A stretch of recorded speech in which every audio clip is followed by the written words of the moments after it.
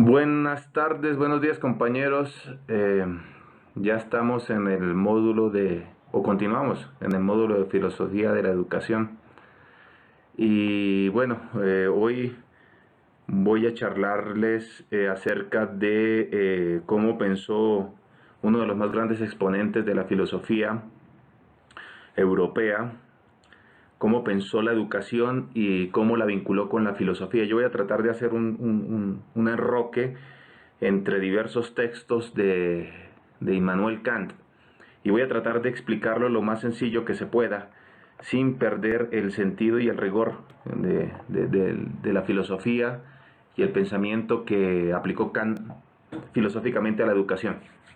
Bien, eh, vamos a empezar mostrando lo que Kant en un curso que dio sobre pedagogía, que recogió uno de sus alumnos, lo escribió, lo transcribió y luego se lo presentó a Kant y Kant dijo, está bien, publíquenlo, eh, sobre lo que él dijo en relación a la educación, y eso lo vamos a ir hilando también con la filosofía.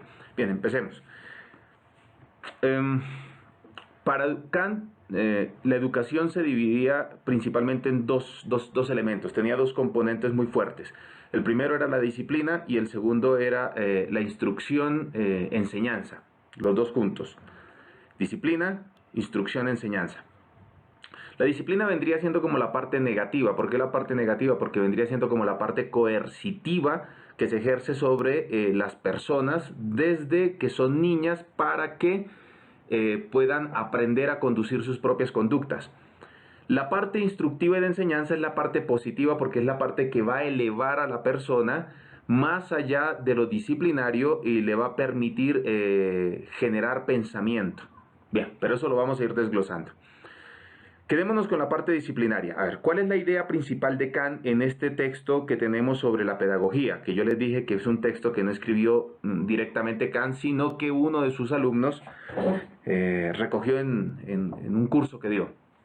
Bien, la disciplina es importante para Kant. ¿Por qué? Porque la disciplina Kant la va a entender como la manera en la que los seres humanos eh, nos adentramos en la norma y en la ley, es decir, en la que aprendemos a normarnos, en la que aprendemos a comportarnos, en la que aprendemos a conducirnos, porque no vivimos aislados, vivimos con otras personas. Él pone un ejemplo muy bonito, que es que si usted coloca un árbol en un espacio libre, el árbol se va a ir para donde quiera.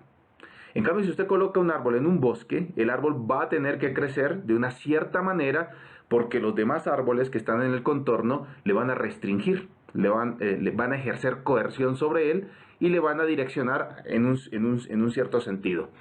Entonces, la disciplina es necesaria porque, primero, hace que las personas aprendamos a conducirnos a partir de las normas y las leyes establecidas en una sociedad, y por eso a los niños hay que enseñarles disciplina desde su tierna infancia. Ahora bien, lo que me parece más importante en la visión de Kant, que es una visión que se hereda, recuerden que Kant estamos siglo XVIII, la heredan desde el siglo más o menos finales del siglo XV, es la visión de la educación como aquello que permite que las personas se humanicen. Es decir, las personas no nacemos siendo humanos, nacemos siendo animales como los demás animales. La diferencia está en que los demás animales por instinto ya saben lo que tienen que hacer. Los seres humanos no lo sabemos, nos lo tienen que enseñar. Entonces, una de las formas en la que nos vamos haciendo humanos, no es el todo, es una partecita. Una de las formas en la que nos vamos haciendo humanos es el paso de lo animal a lo humano. ¿Cómo se da ese paso? Se da por medio de la disciplina.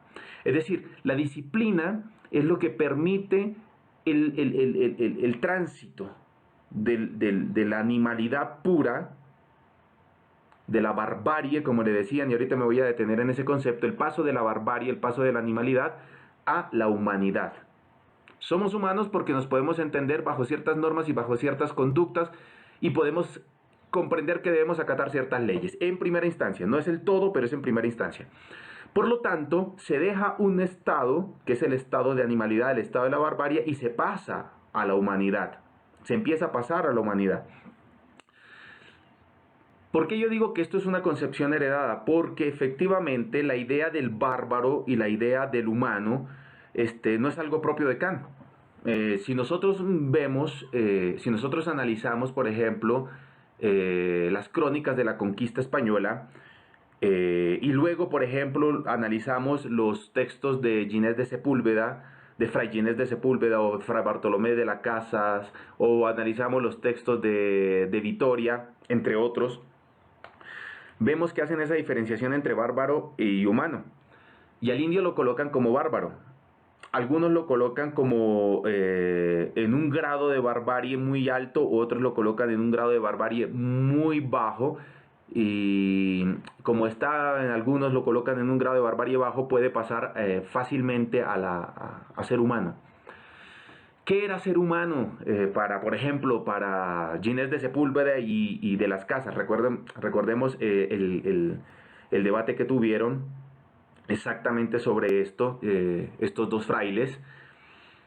Y Ginés de Sepúlveda afirmaba que los indios debían ser sometidos a la fuerza porque ellos por su propia capacidad nunca van a lograr salir de la barbarie y llegar al humano. ¿Qué era el humano? Lo humano era hacerse cristiano. Era el tomar a Dios, el Dios cristiano para sí, era lo que hacía humana a las personas. Y esa concepción también la tiene de las Casas. Es más, de las Casas va a decir, bueno, efectivamente Aristóteles fue un gran pensador, pero un gran pensador que no haya tenido a Cristo en su corazón no se le puede decir que haya sido humano. Tenía cierto nivel de barbarie. Y recuerden que los griegos ya decían que los que no eran, o los atenienses, por ejemplo, decían que los que no eran atenienses, los que no eran griegos, ya eran bárbaros. Entonces, fíjense cómo se va manejando la idea de barbarie, ¿no? Mientras Ginés de Sepúlveda afirmaba que el paso de la barbarie a lo humano se daba en el cristianismo y que había que someter por la fuerza a los indios, porque solitos no podían, de las Casas va a decir, efectivamente, ellos solitos no pueden, pero no hay que utilizar este camino tan fregado, tan brusco, tan violento, de darles palo, sino hay que llamarlos por el amor. Entonces cambia el método, pero la concepción es casi igual, casi igual. Son bárbaros, hay que humanizarlos. ¿Cómo se les humaniza? Se les humaniza trayéndolos al cristianismo. Vamos a Kant. Kant dice, efectivamente, cuando las personas nacemos siendo animales y necesitamos pasar de esa animalidad, de esa barbarie, necesitamos pasar a la humanidad, a ser humanos. ¿Cómo pasamos? En primera instancia, siendo disciplinados.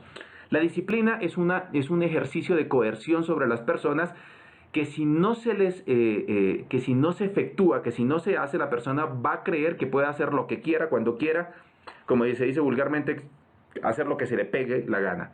Y no es así.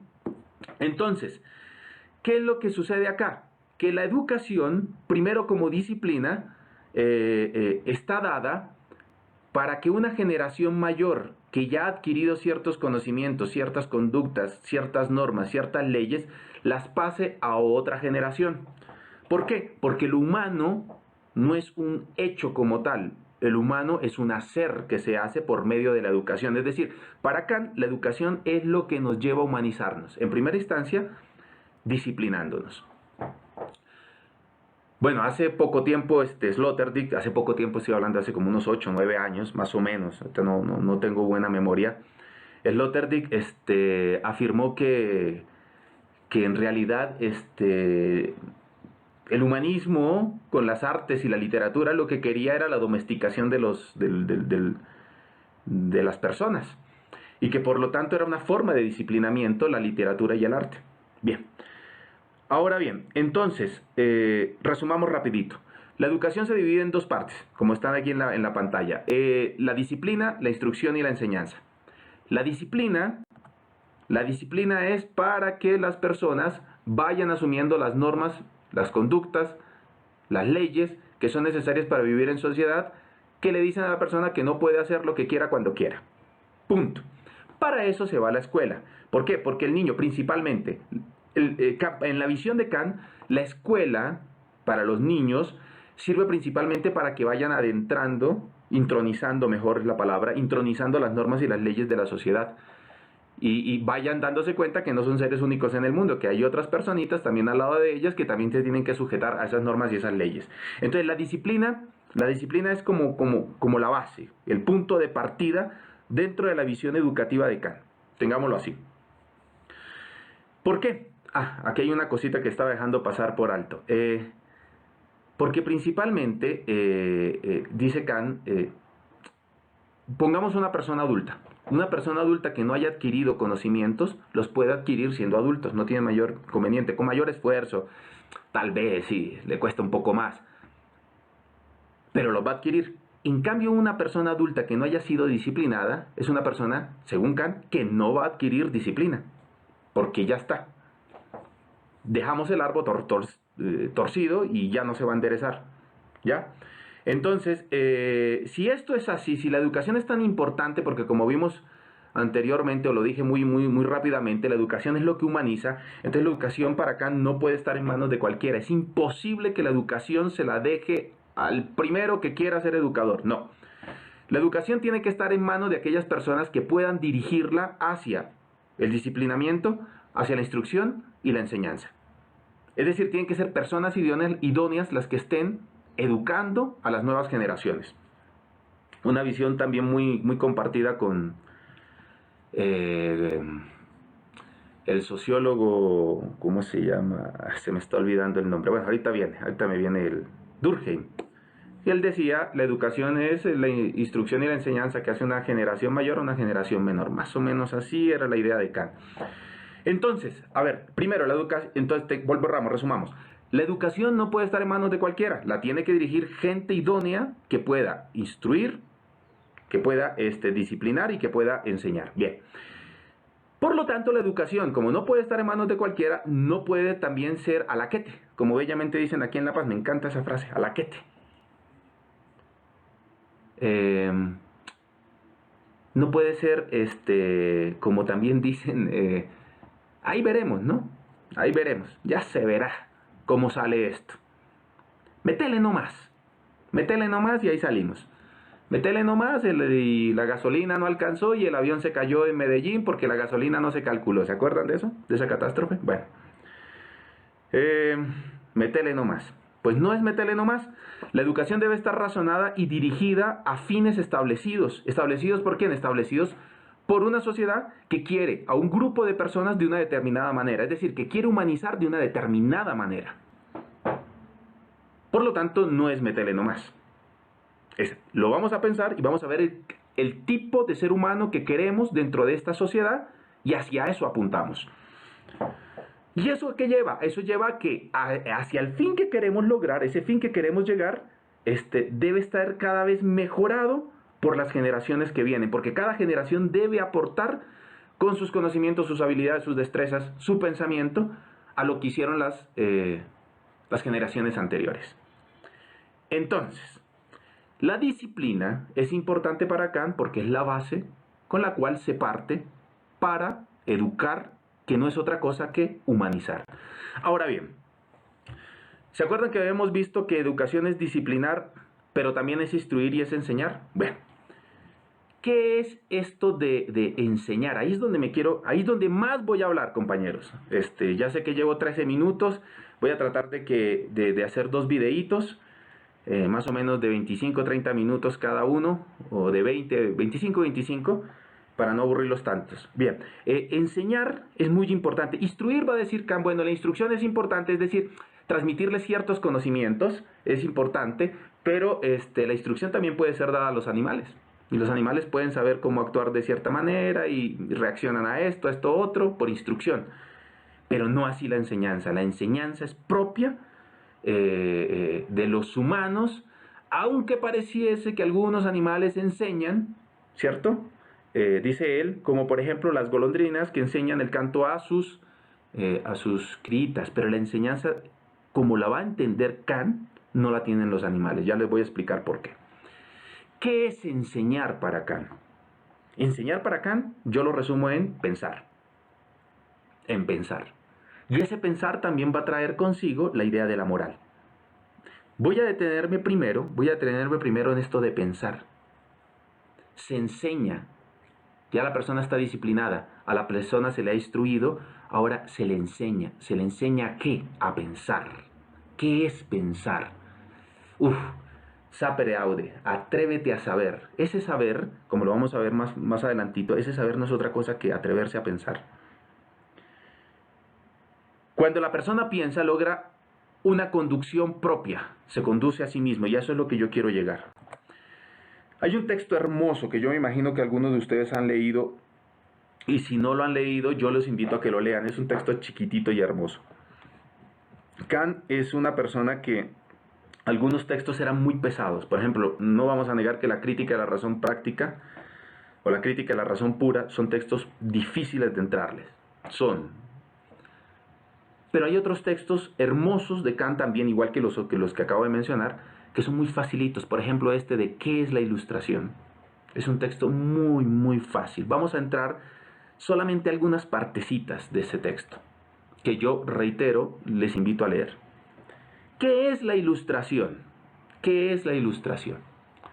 Bien, tenemos en la diapositiva el primer párrafo de ese texto, que yo lo he dividido en oraciones.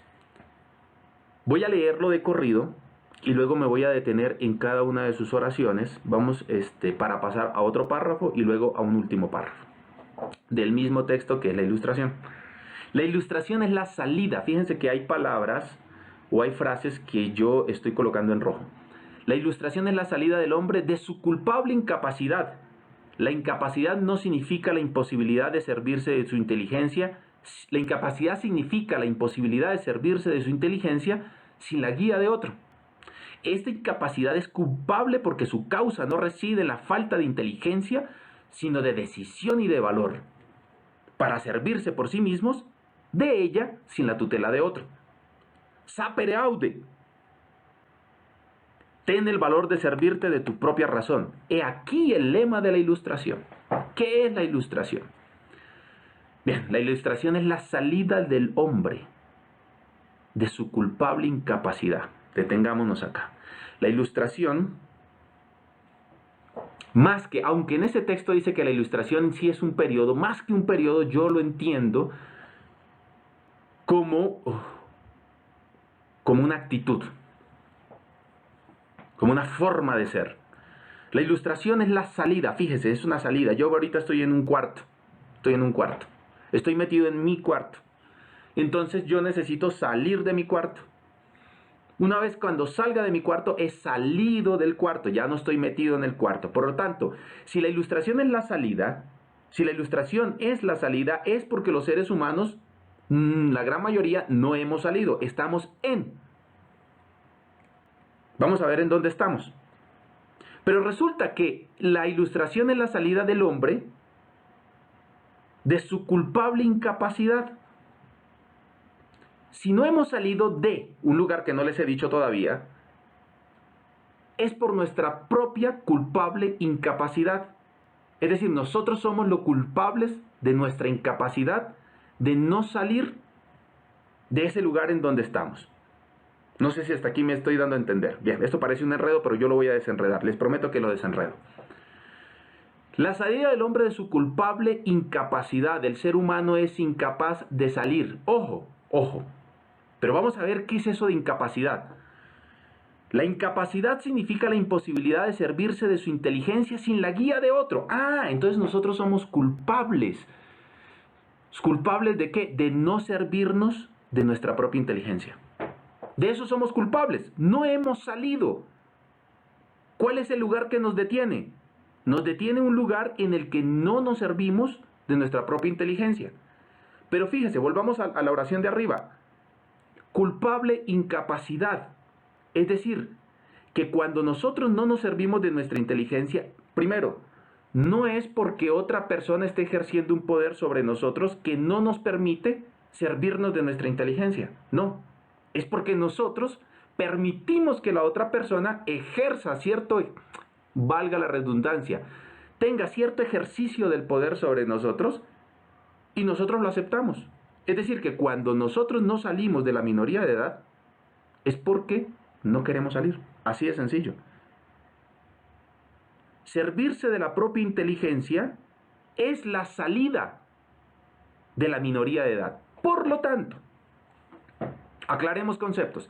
La minoría de edad no tiene nada que ver con la edad que uno tiene. No es una edad. Yo puedo ser un viejo de 43 años como lo soy ahora y ser un menor de edad desde la visión de Kant.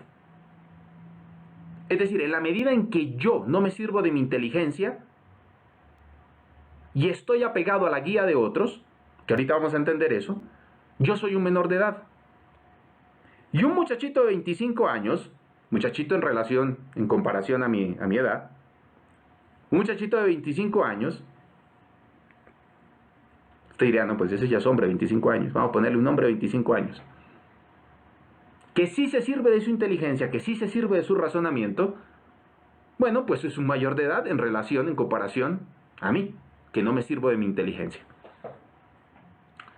La salida está dada. La salida es servirse de la propia inteligencia. Y resulta que no nos servimos de la propia inteligencia por nuestra culpable incapacidad. Ya dijimos que no somos incapaces no porque otra persona no nos deje, sino porque nosotros no queremos. Vamos a la tercera oración. Esta incapacidad es culpable porque su causa no reside en la falta de inteligencia, sino de decisión y de valor para servirse por sí mismo de ella sin la tutela de otro. Ah, qué interesante. Entonces, yo no me aviento, yo no me lanzo a servirme de mi inteligencia porque me falta decisión y me falta valor. Va a decir más adelante, es porque las personas son flojas y cobardes. Por eso no se quieren servir de la propia inteligencia. No quieren empezar a razonar, no quieren empezar a pensar, no quieren empezar a tomar sus propias decisiones. Recuerden, enseñanza, ¿sí? Bien. Entonces, ¿qué es lo que va a decir Kant? Atrévete a saber, sapere aude, atrévete. Esto hay que atreverse. Si no tenemos decisión y valor, si no le enseñamos a los muchachos, a los jóvenes, a las jovencitas, a las personas, que hay que realmente tener decisión y valor para pensar por sí mismo, pues no se van a atrever. Ten el valor de servirte de tu propia razón, hay que tener valor, hay que arrojarse. He aquí el lema de la ilustración. ¿Qué es la ilustración? Es salir de la minoría de edad, es una salida. Es una salida. Estoy saliendo de la minoría de edad en la medida en que me sirvo de mi propia inteligencia, en la medida en que me sirvo de mi razón para tomar mi vida a cargo mío. Yo la tengo que tomar. Ahora bien, va a decir Kant en un parrafito más abajo, la pereza y la cobardía, como ya les dije, son causas de que una gran parte de los hombres continúen a gusto en su estado de pupilo, a pesar de que hace tiempo la naturaleza los liberó de ajena tutela. También lo son de que se hagan tan fácil para otros erigirse en tutores. Pucha, qué cosa más bonita. No sé si a ustedes les parece bonito, a mí sí me parece hermoso esto. Resulta que las personas que no salen de la minoría de edad, pudiendo hacerlo, porque se pueden servir de su inteligencia y no lo hacen, son perezosas y son cobardes. Claro, son perezosas porque es muy cómodo, es muy rico, es sabroso que otra persona piense por uno, que otra persona actúe por uno, que otra persona decida por uno, que otra persona haga lo que yo debería hacer por mí mismo. Soy un flojo, soy un perezoso. Pero ojo con esto, aquí vienen dos cositas que quiero mostrarles en este parrafito. La gente que es floja, la gente que es perezosa para pensar, pues se queda ahí por un gusto de que otros ya lo están haciendo. Entonces va a decir Kant, entonces yo tengo un cura que me dice lo que yo tengo que hacer en mi parte espiritual. Yo tengo un médico que me dice lo que yo tengo que hacer en mi parte biológica, de medicina. Yo tengo un profesor que me dice lo que tengo que hacer y cómo lo tengo que hacer y no voy a ir más allá de lo que el profesor me enseñe y voy a repetir lo que el profesor me diga porque hasta ahí llegué. Porque es lo que tengo que hacer, punto. Porque ya me condujeron por ahí. Pero resulta también, dice Kant, que los que se han erigido en tutores de esta gente que no quiere pensar por sí misma, están cómodos siendo tutores. Y por lo tanto, no le enseñan a las personas la libertad que tienen de pensar y arrojarse al pensamiento. ¿Por qué? Porque los tutores están cómodos siendo tutores. Los tutores están cómodos teniendo a gente cautiva que hacen lo que ellos dicen. Entonces, tenemos que la persona es floja, no piensa por sí misma, pero la persona también tiene cobardía. Y tiene cobardía porque hay otros tutores también, hay otras personas que se erigen como tutores, el sacerdote, el médico, el profesor, bah, que sea, el juez, que les dicen, ojo, esto de pensar es peligroso, y si te cae te va a doler, y mejor que no lo hagas, porque si lo haces, el dolor va a ser tan fuerte que ya... Entonces la persona se vuelve cobarde.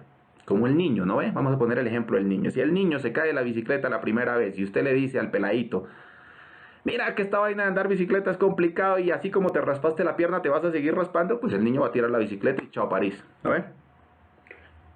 Pero si usted le incentiva a que el raspón viene y pueden venir otros más, y que eso no es razón suficiente para no aprender a manejar bicicleta, el niño lo va a intentar y lo va a intentar y lo va a intentar y va a llegar el momento en que lo logre. Eso mismo llevémoslo acá.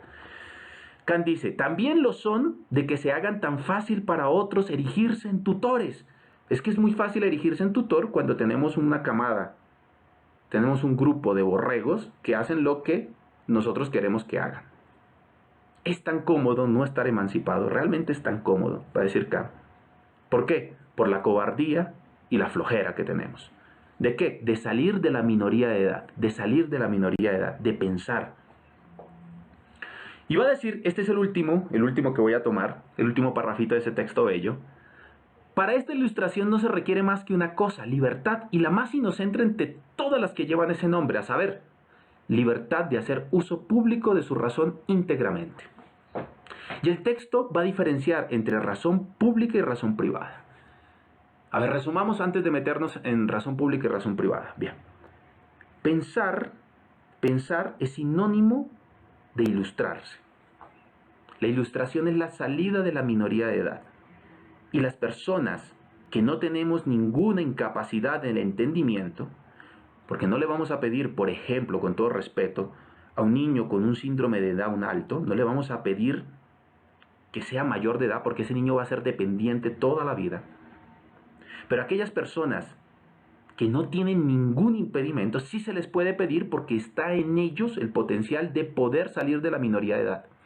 Si no lo hacen es porque no quieren, porque viven cómodos, porque son perezosos, porque son flojos, porque les parece lo mejor del mundo que papá y mamá decidan, estudia esta carrera, haz esto, no te cases, no. Y el otro le queda cómodo, pues decir, bueno, si me lo dice, yo lo hago. Y además de eso, los que se erigen como tutores no les muestran el camino o no les permiten, no les dan la oportunidad de que estas personas piensen por sí mismas, sino que como que les meten miedo y los hacen cobardes. Bien. Va a decir Kant, ¿qué se necesita para salir de esta minoría de edad? Bueno, se necesita la libertad. Hay que dejar que sean libres las personas. ¿Libertad en qué sentido? Libertad en el sentido del uso público y el uso privado de la razón. Uso público y uso privado de la razón. Vamos a tratar de entender esos dos conceptos y con eso vamos finalizando este videíto. Ya para otro videíto voy a explicar la parte de la moral. A ver. Resulta que Kant va a diferenciar. ¿Somos personas que vivimos en sociedad? Sí. Somos personas que nos manejamos bajo ciertas normas y ciertas leyes porque si no esto se volvería un caos. Sí. Somos personas que podemos utilizar la razón de dos maneras diferentes. De una manera privada y de una manera pública. Sí. ¿Cuál es la que da ilustración? ¿Cuál es la que permite salir de la minoría de edad? El uso público de la razón, no el uso privado, y ya vamos a entender por qué. A ver, vamos a hacer este ejercicio. Díganme ustedes o piensen ustedes, porque aunque me digan no les voy a escuchar. Piensen ustedes en dónde están ejerciendo su labor profesional. Por ejemplo, yo soy docente, yo soy profesor titular de la Universidad Católica San Pablo, aquí en La Paz. yo me debo una normativa, y es la normativa de la Universidad Católica. Yo debo conocer la normativa, yo debo respetar la normativa, yo debo acatar la normativa, aunque en algunos de sus puntos yo no esté de acuerdo. ¿Por qué? Estamos en el uso privado de la razón. ¿Por qué tengo que hacerlo? Imagínense en el lugar donde usted trabaja. Vamos a suponer que usted trabaja en una empresa, que usted trabaja en una universidad, que usted trabaja en un colegio. Y vamos a imaginarlo, vamos a crear una imagen que es como una máquina. Es una máquina. Y que cada persona que trabaja dentro de esa empresa es un engranaje chiquitito de esa máquina.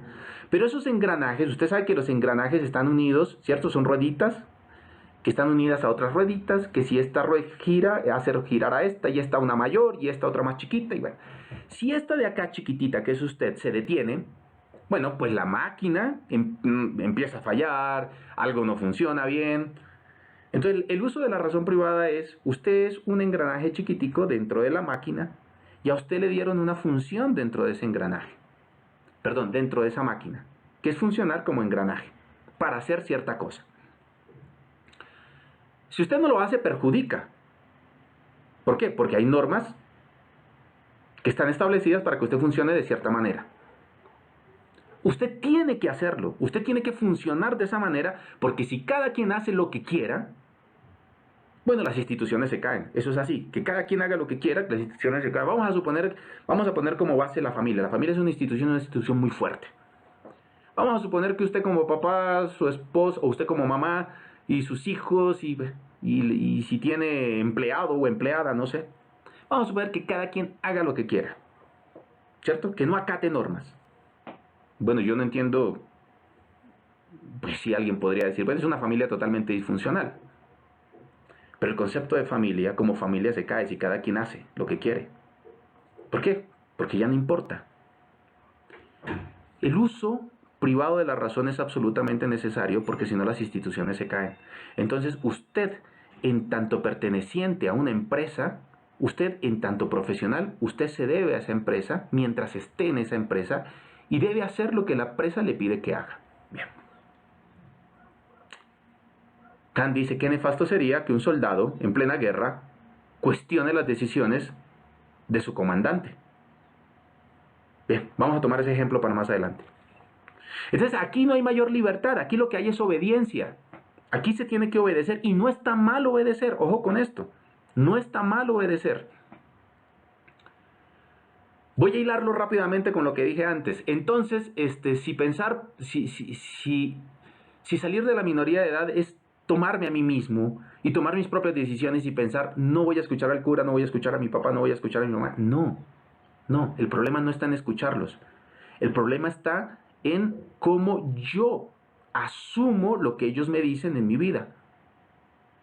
Si lo asumo como absolutamente un decreto, o como elementos que me pueden servir a mí para tomar mis propias decisiones. Ojo con eso. Aquí la razón privada es obediencia. Tienes que obedecer. Pero esto no es lo que me hace salir a mí de la minoría de edad. Lo que me hace salir de la minoría de edad es el uso público de la razón. Es decir, vamos a entenderlo. Yo soy profesor de la Católica. Yo me sujeto a normas. ¿Sí? Porque me debo a la institución y soy un engranaje dentro de esa institución.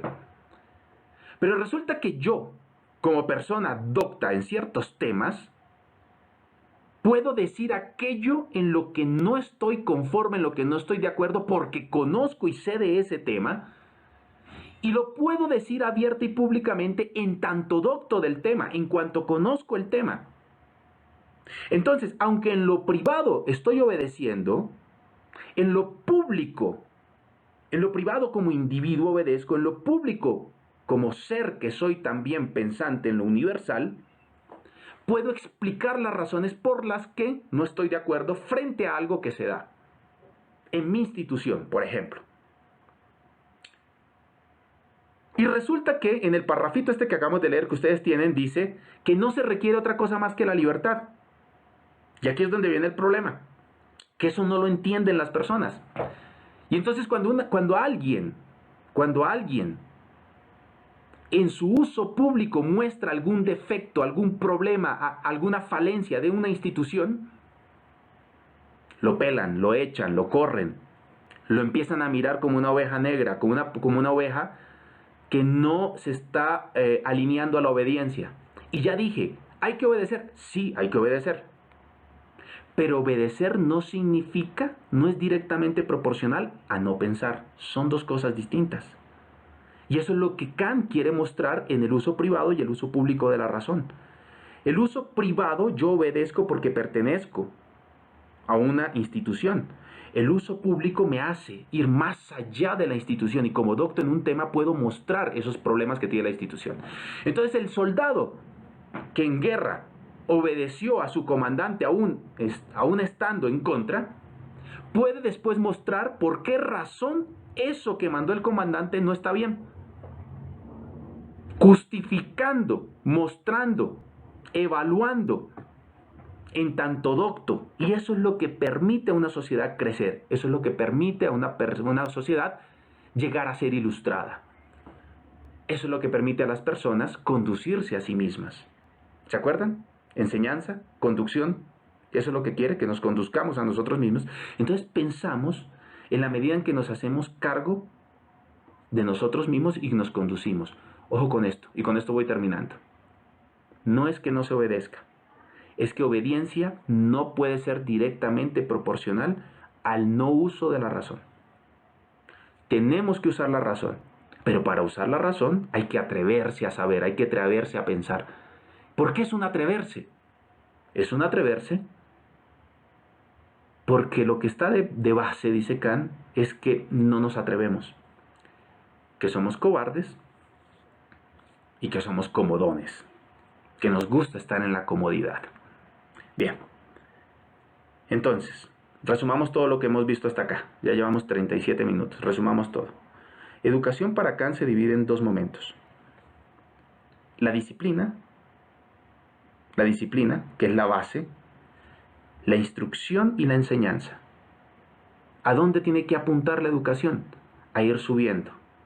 No nos podemos quedar solo en la disciplina porque eso es lo negativo, eso es lo coercitivo. No nos podemos quedar solo en la instrucción.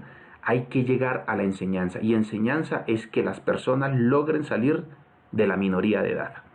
Es pensar, pensar. Bien. En otro video voy a tratar de mostrarles cómo esto de pensar y de conducirse a sí mismo, Kant también lo ve en la parte de la moral. Entonces nos vemos en un próximo video. Que tengan buena tarde, buena noche.